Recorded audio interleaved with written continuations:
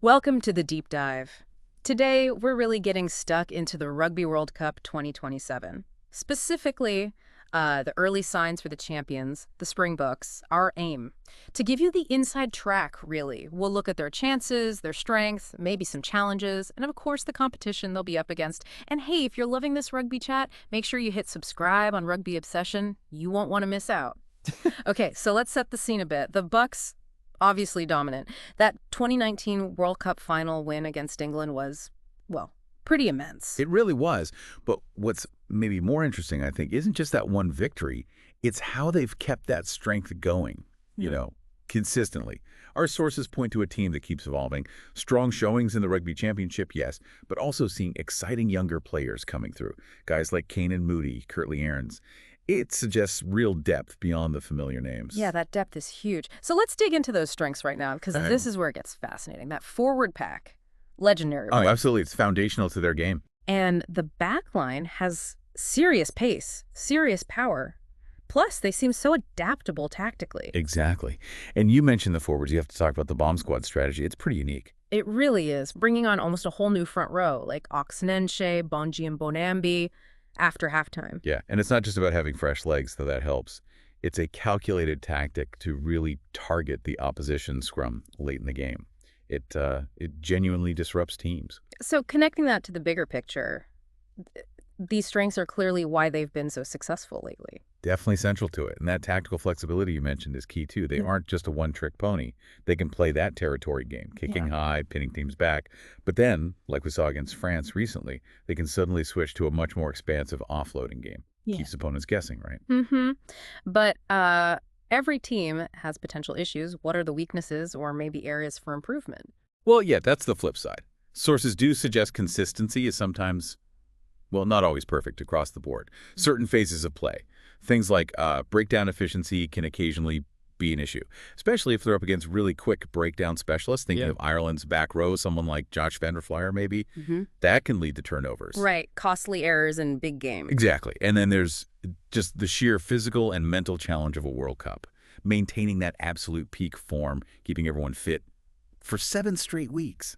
It's a massive ask. It really is. So what does that mean for their 2027 chances? We need to weigh all this up. But first, just a quick reminder, if you want to stay across all the tactical insights and rugby chat, do subscribe to Rugby Obsession. Okay, so the competition. It's heating up already, isn't it? Who are the main challengers we're seeing for 2027? New Zealand, obviously. France, Ireland. Those are definitely the big three everyone's talking about. Yeah. And they all bring different significant challenges. New Zealand, their attack is just phenomenal. It's not just raw pace, it's the complexity, Their pod systems, the way they use decoy runners. Yeah. It demands incredibly smart defense. Requires constant vigilance. Absolutely. Then you've got France. Sheer physicality, yes, but also that flair. Yeah.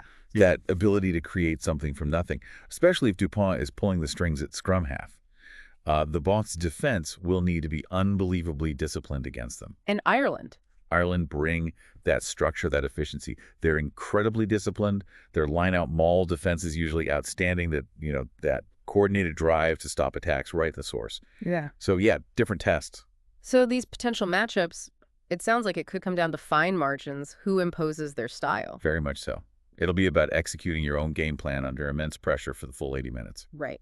So pulling all this together, what are the early predictions? How are the Bonks actually looking for 2027? Well, look, there's a lot of reason for optimism. The talent is undeniable. But you have to be realistic. Injuries are always a factor, especially with key players.